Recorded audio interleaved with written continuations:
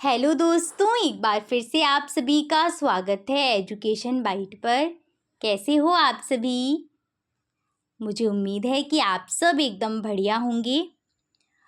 Science की last class में मैंने आपका जो चैप्टर करवाया था वो था सूक्ष्म जीवों की दुनिया और साथ साथ खाद्य पदार्थों का परिरक्षण। अगर आपने ये क्लास नहीं देखी है तो चैनल पर आपको क्लासेस मिल जाएगी, वहाँ से आप इसको कंप्लीट कर लीजिए।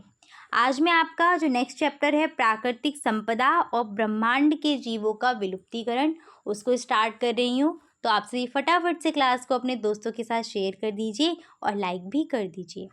आते हैं प्राकृतिक संपदा पर कि प्राकृतिक संपदा क्या होती है। इसको बोला जाता है नेचुरल रिसोर्स।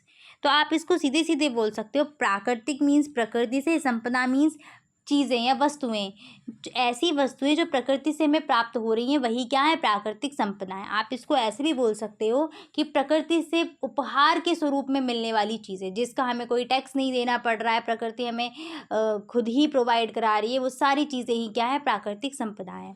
तो प्रकृति से प्राप्त सभी वस्तुएं प्राकृतिक संपदा कहलाती हैं, जैसे कि जल, पेड़ पौधे, वनस्पतियां बोल सकते हैं, वायु, जीव, ऐसे ही सूर्य भी आप ऐड कर सकते हैं, खनिज भी ऐड कर सकते हैं, जैसे कोयला वगैरह हो गया। ठीक है, तो ये सब क्या है, प्राकृतिक संपदाएं प्रकृति से हमें प्राप्त हो रही हैं। ठीक है, आगे बढ़ते हैं। और ये जितनी भी चीज़ें हैं, जो भी वस्तुएं हैं, कहीं ना कहीं किसी भी प्रकार से मनुष्य के लिए क्या है, उपयोगी। मनुष्य इन्हीं के द्वारा अपना जीवन जो है वो जी पा रहा है। जैसे जल की आवश्यकता पड़ती है, ठीक है, श्वास के लिए ऑक्सीजन की आवश्यकता पड़ रही है, जो कहाँ से मिल रही है, वायु से मिल रही है। ठीक है, प्रकाश की आवश्यकता है, ऊर्जा की आवश्यकता है, सूर्य से प्राप्त हो रही है। तो यही सारी चीज़ें प्रकृति के संसाधन में आ जाएंगी।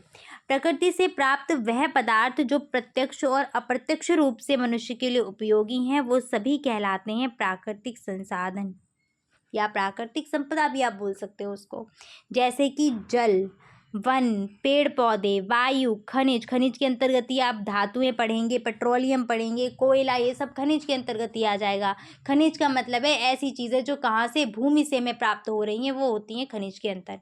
तो ये सारी चीज़ें कहीं ना कहीं मनुष्य के लिए उपयोगी हैं। जैसे पेट्रोलियम है तो पेट्रोल का यूज़ किया जा रहा है, प्राकृतिक गैस का प्रयोग कर रहे हैं, कोयला वगैरह का यूज़ करते हैं ऊष्मा प्राप्त करने के लिए। ठीक है, तो ये सारी चीज़ें, धातुएं देख लीजिएगा, आपका क्या बोलते हैं, तांबा हो गई, और आप कॉपर जिसको कहते हैं, गोल्ड हो गया, ये सब धातुएं कहाँ से प्राप्त हो रही हैं, पृथ्वी से प्राप्त हो रही है, यानी कि प्रकृति से प्राप्त हो रही हैं। तो ये सब प्राकृतिक संसाधन हो जाएंगे। अब हम आते हैं प्राकृतिक संपदा का वर्गीकरण।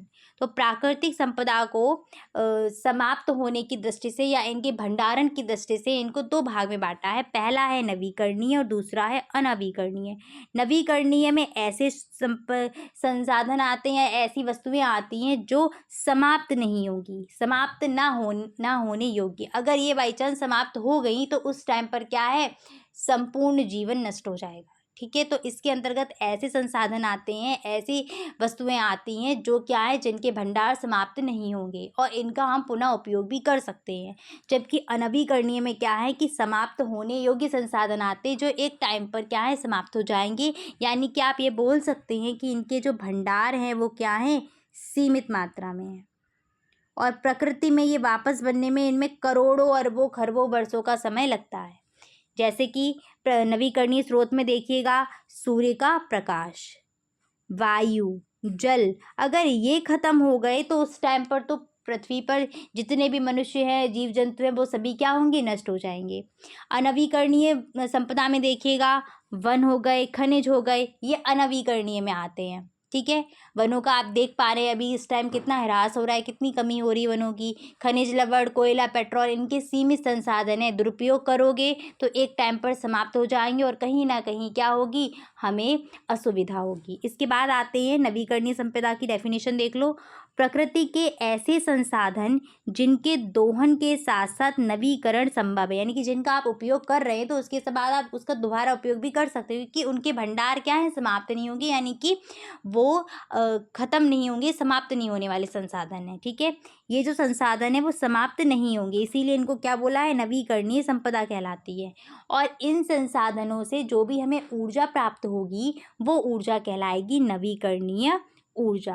ठीक है, नवीकरणीय संसाधनों से प्राप्त ऊर्जा को बोलते हैं नवीकरणीय ऊर्जा। जैसे कि जल, तो जल ऊर्जा क्या हो जाएगी? नवीकरणीय ऊर्जा। ऐसी वायु से कौन सी? पवन ऊर्जा मिलेगी। सूर्य से कौन सी मिल रही है? सौर ऊर्जा मिल रही है। तो ये क्या है? नवीकरणीय ऊर्जा है। तो ये इंपॉर्टेंट है, आपसे पूछा भी गया था नवीकरणीय ऊर्जा किसे कहते हैं, तो वहाँ पर आप लिख सकते हो। आगे आते अनवीकरणीय संपदा। अनवीकरणीय संपदा क्या है? एक बार समाप्त होने के बाद फिर उपयोग इनका संभव नहीं है, क्योंकि इनके जो भंडार हैं वो सीमित है, एक टाइम पर आकर के ये समाप्त हो जाए। जैसे कोयला है, निकल रहा है कहाँ से? पृथ्वी से। पेट्रोलियम है, पेट्रोल डीजल कहाँ से निकल रहा है? ज़मीन से निकल रहा है। एक टाइम पर आकर के कहीं ना कहीं समाप्त हो जाएंगे। तो यही क्या है? अनवीकरणीय संपदा है, और इनसे प्राप्त होने वाली ऊर्जा कहलाती है अनवीकरणीय ऊर्जा। इनके भंडारण क्या है? सीमित मात्रा में है। उदाहरण में जैसे कि मिट्टी, वन, खनिज, खनिज में आप धातु, पेट्रोलियम, कोयला, ये सभी चीज़ें आ जाएंगी। ये सब क्या है? अनवीकरणीय ऊर्जा के स्रोत हैं।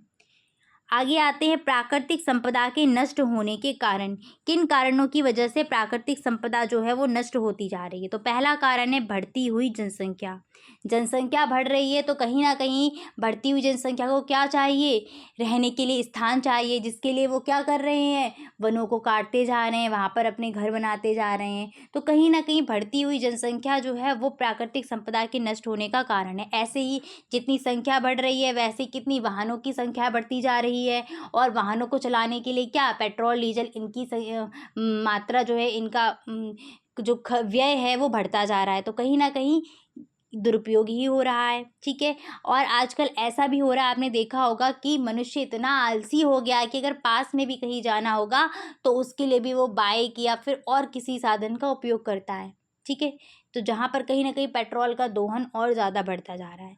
ऐसी उच्च स्तरीय जीवन प्रणाली, ठीक है, जो लाइफ स्टाइल है बहुत ज़्यादा उच्च स्तर की होती जा रही है, तो इस कारण भी क्या है? प्राकृतिक संपदा कहीं ना कहीं नष्ट हो रही है। प्राकृतिक संपदा का दुरुपयोग करना, जैसे कि आपने देखा होगा बहुत से लोग क्या करते हैं, पानी मोटर चालू कर दी और पानी खुला छोड़ दिया, या वेस्ट कर रहे हैं पानी को, तो दुरुपयोग कर रहे हैं उस चीज़ का। ठीक है। पेट्रोलियम, डीजल का जो मैंने अभी एग्जांपल दिया था सेम, कि पास में भी अगर जाना हो फिर भी किसका? कार या बाइक का सहारा ले रहे हैं या स्कूटी का सहारा ले रहे हैं, तो वो क्या है? प्राकृतिक संपदा का दुरुपयोग ही है।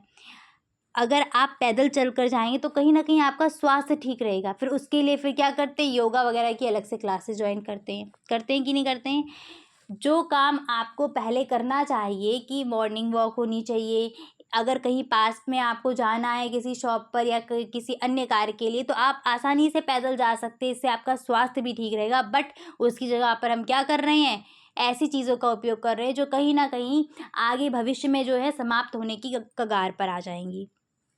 इसके बाद युद्ध वगैरह भी संपदा के नष्ट होने में योगदान देते हैं। जैसे कि जो ऐसे युद्ध होते हैं जो बहुत ज़्यादा विनाशकारी हैं, जैसे आपके विश्व युद्ध वगैरह हो गए, तो ये भी क्या होंगे? इसके नष्ट होने के कारण में आ जाएंगे। रसायनों का प्रयोग, आपने देखा होगा कृषि में इस वक्त कितने रासायनिक उर्वरक वगैरह प्रयोग किए जाने लगे हैं, तो इससे क्या है? मिट्टी की उर्वरा शक्ति वगैरह ये सब नष्ट हो रही है, तो ये भी इसी के अंतर्गत आएगा।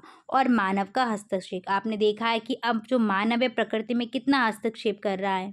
वनों को, अगर वृक्षों को काट दिया जा रहा है तो उनको उनका रोपण नहीं कर रहे हैं। ठीक है। अगर एक वृक्ष काटा है तो उसके स्थान पर कम से कम 3 से 4 वृक्ष लगाए जाने चाहिए, लेकिन नहीं, काटने का तो ध्यान रहता है पर लगाने का कोई ध्यान नहीं है। तो आपने देखा भी ये ग्लोबल वार्मिंग की समस्या आ रही है, कितनी ज़्यादा पहले से जो चीज़ें हैं वो बढ़ती जा रही हैं, तो ये कहीं ना कहीं हमारे लिए ही हानिकारक है। इसके बाद आगे बढ़ते, प्राकृतिक संपदा का संरक्षण या प्राकृतिक संसाधनों का संरक्षण हम किस प्रकार से करेंगे? बहुत इंपॉर्टेंट क्वेश्चन है ये आपका, और देख सकते हो 16, 17, 19 और 20 में पूछा भी गया है, प्राकृतिक संसाधनों का संरक्षण कैसे करेंगे। तो प्राकृतिक संसाधन में आपकी बहुत सारी चीज़ें, जैसे जल हो गया और आपका वन हो गए, मृदा हो गई, इन सभी का संरक्षण हम अलग अलग देख लेते हैं कुछ कुछ पॉइंट में। सबसे पहले है जल का संरक्षण किस प्रकार से करेंगे।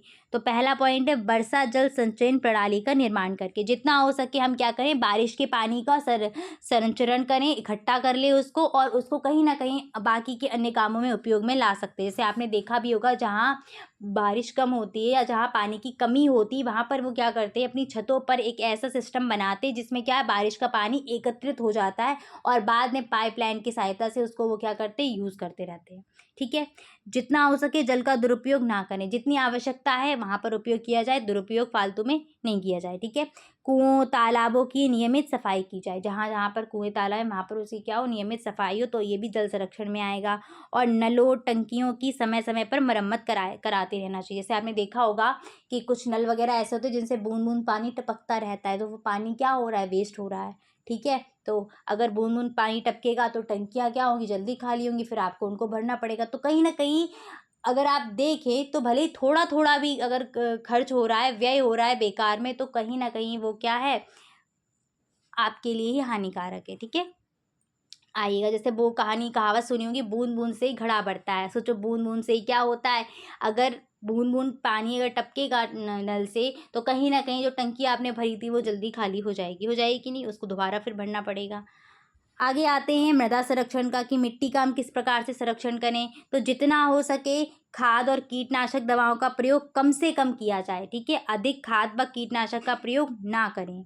प्राकृतिक खाद का प्रयोग करें जितना हो सके। जैसे पहले गोबर की खाद वगैरह यूज़ होती थी, तो प्राकृतिक खाद का प्रयोग किया जाए।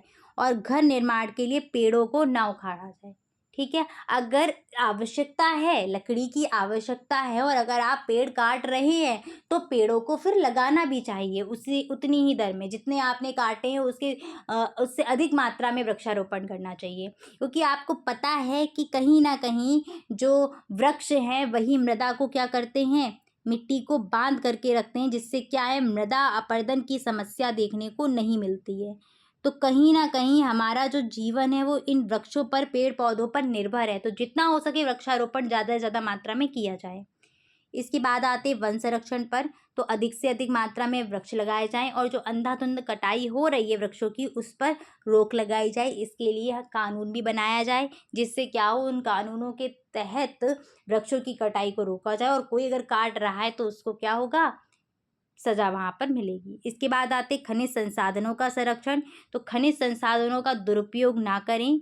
आपको पता है ये जो संसाधन है, जैसे पेट्रोलियम हो गया, कोयला हो गया, धातुएं हो गई, इनके संसाधन सीमित मात्रा में हैं, और भविष्य में कहीं ना कहीं ये समाप्त हो जाएंगे। तो फिर कहीं ना कहीं ईंधन की जो समस्या का सामना आपको करना पड़ेगा। ठीक है, अभी पेट्रोलियम है क्या, एक ईंधन का काम कर रहा है ना, आप बाइक चलाने में, बस चलाने में इसमें यूज़ किया जाता है।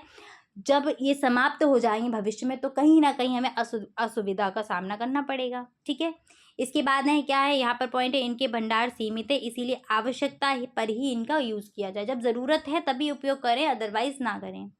इसके बाद आते हैं अगले पॉइंट पर, ब्रह्मांड में जीवों का विलुप्तीकरण। ब्रह्मांड में जीवों का संरक्षण करना अनिवार्य है, क्योंकि यही जीव पृथ्वी पर पारिस्थितिकी संतुलन बनाए रखने के लिए उत्तरदायी है। आपको पता है एक जीव दूसरे जीव पर निर्भर होता है। इसके बाद आपने देखा है, अगर आपको पता हो चीज़ें, प्रकृति में क्या है, एक जीव दूसरे पर निर्भर है। अगर किसी एक की मृत्यु होती है तो उसके बाद उसको अपघटित करने में भी क्या है, कहीं ना कहीं सूक्ष्म जीवों का योगदान है। ठीक है, जीवों का योगदान है। जो भी गंदगी आपकी फैली रहती है किसी की पेड़ पौधों से ही, तो उसको कहीं ना कहीं समेटने में, साफ सफाई करने में भी प्रकृति के बाकी जीवों का योगदान है। ठीक है, एक जीव दूसरे पर निर्भर है। जैसे आपने कार्निवोरस के बारे में पढ़ा होगा, ओमनिवोरस के बारे में पढ़ा होगा। तो वो क्या करते हैं, मतलब सर्वाहारी, मांसाहारी दूसरे जीवों को खा करके अपना जीवन यापन करते हैं। तो इसीलिए संतुलन स्थापित करने के लिए जीवों की आवश्यकता है, इसीलिए इनको संरक्षित करना भी जरूरी है। आपने देखा है बहुत सारे जीव जंतु ऐसे हैं जो कहीं ना कहीं विलुप्तीकरण की कगार पर हैं, और कुछ ऐसे हैं जो विलुप्त हो गए हैं, अब तो दिखते ही नहीं है वो। जैसे डायनासोर के बारे में सुना होगा, पहले हुआ करते थे, अब तो बहुत वर्षों से नहीं है। अब हम आते हैं संकटापन्न जीव जंतु की प्रजातियों पर। संकटापन्न का मतलब है कि ऐसे जीव जंतु जिन पर संकट है, यानी कि भविष्य में उम्मीद है कि इनकी प्रजातियां जो हैं वो समाप्त होने की स्थिति में है। ठीक है, पिछले कुछ वर्षों में अनेक जीव जंतुओं की संख्या तेजी से लुप्त होती जा रही है। इन्हें संकटाग्रस्त जीव कहते हैं। ठीक है। वैश्विक स्तर पर इन जीवों और पौधों की एक सूचीबद्ध आंकड़ा तैयार किया जाता है जिसे रेड डाटा बुक कहते हैं। और ये जो रेड डाटा बुक है ये प्रकाशित की जाती है IUCN के द्वारा। IUCN एक संस्था है जो क्या करती है, इस रेड डाटा बुक को प्रकाशित करती है। ठीक है। IUCN की फुल फॉर्म है आपकी international union for conservation of nature. इसका मुख्यालय अगर आपसे पूछा जाए तो इसका मुख्यालय है इंग्लैंड में। कहाँ पर है? इंग्लैंड में। और ये क्या जारी करती है? Red data book. Red data book में क्या है कि जीवों की सूची बनाई जाती है, जैसे जो संकटापन्न प्रजाति में आ रही हैं, संकट की स्थिति में, तो उनको गुलाबी पेज पर लिखा जाता है। ठीक है। और जैसे ही वो उनकी मात्रा पर्याप्त हो जाती फिर उनको क्या होता है, हरे पेजों पर ट्रांसफ़र कर देते हैं। तो ये क्या है, ये सूची जारी करती है कि भाई इस देश के ये जीव क्या हैं, ऐसी स्थिति में है। ये इसका काम है। कौन जारी करता है? तो IUCN जारी करती है। भारत में संकटाग्रस्त जीव कौन कौन से हैं? तो शेर हो गया, एशियाई चीता, बाघ, सफ़ेद तेंदुआ, गेंडा, ये सब क्या है, संकट की स्थिति में संकटाग्रस्त जीव हैं। और कुछ अन्य संकटाग्रस्त जीव देख लीजिएगा, जैसे गिद्ध, बाघ, घड़ियाल, जंगली उल्लू, गुलाबी सिर वाली बतख, नामदफा, उड़न गिलहरी, संकटाग्रस्त प्रजातियां हैं ये।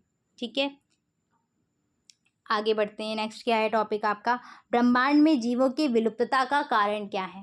यानी कि जो जीव विलुप्त हो रहे हैं, धीरे धीरे कम हो रहे हैं, दिखना बंद हो रहे हैं, इसका कारण क्या है? तो इसका पहला कारण है आपदा, रोग। रोग का शिकार हो जाते हैं जीव जंतु, इलाज मिल नहीं पाता, तो उसमें भी क्या है, विलुप्त हो रहे हैं।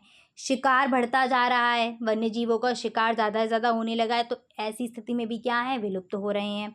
प्रदूषण के कारण, मानव के द्वारा फैलाए जाने वाले प्रदूषण के कारण भी क्या है, उन्हें उचित वातावरण नहीं मिल पा रहा है जिससे वो सर्वाइव कर पाएँ, तो उस कारण भी क्या हो रहे हैं, वो विलुप्त हो रहे हैं।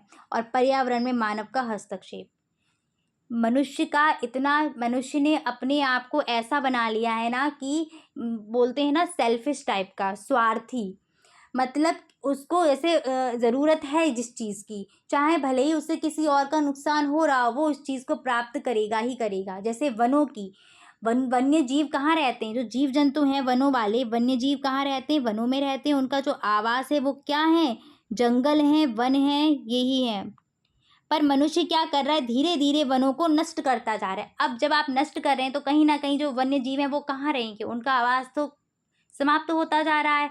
तो सीधी सी बात है, जिसके पास रहने के लिए आवास ही नहीं बचेगा, धीरे धीरे ऐसा वातावरण बनता जा रहा है कि उनके पास उनको वहाँ पर सर्वाइव करने के लिए चीज़ें नहीं मिल रही हैं, तो वो क्या होंगे, धीरे धीरे उनकी प्रजातियाँ जो हैं वो लुप्त हो जाएंगी। जीव जंतुओं के साथ भी है, पेड़ पौधों के साथ भी है।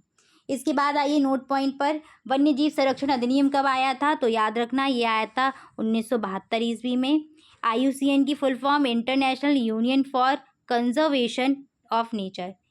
इसके बाद है प्राकृतिक पर्यावरण संरक्षण अधिनियम कब आया? 1986 ईस्वी में। भारतीय वन संरक्षण अधिनियम कब आया? तो 1980 ईस्वी में। वन दिवस कब मनाते हैं? 21 मार्च को। जल दिवस 22 मार्च को। पृथ्वी दिवस 22 अप्रैल को। जैव विविधता दिवस 22 मई को। ये 3 अच्छे से याद रखना, ये वाले। 22 मार्च को जल दिवस, 22 अप्रैल को पृथ्वी दिवस, 22 मई को जैव विविधता दिवस। मार्च, अप्रैल, मई, 22 22 22। ठीक है। इसके बाद आते हैं विश्व पर्यावरण दिवस, ये 5 जून को मनाया जाता है। वन महोत्सव सप्ताह कब सेलिब्रेट करते हैं? तो जो आपका जुलाई का पहला सप्ताह होता है ना, फर्स्ट वीक, उसमें मनाते हैं, यानी कि 1 से 7 जुलाई तक।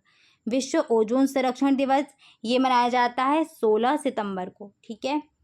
नेक्स्ट है विश्व वन्यजीव दिवस, तो ये मनाया जाता है आपका 3 मार्च को। ठीक है। और वन्य जीव सप्ताह पूछा जाए तो वो अक्टूबर का पहला वाला होता है वीक। इसके बाद आइएगा विश्व आर्द्र भूमि संरक्षण दिवस, ये मनाते हैं 2 फरवरी को। तो ये कुछ इंपॉर्टेंट डेट थी पर्यावरण से जुड़ी हुई जो आपसे पूछी जा सकती है, तो मैंने इनको एक साथ लिख दिया।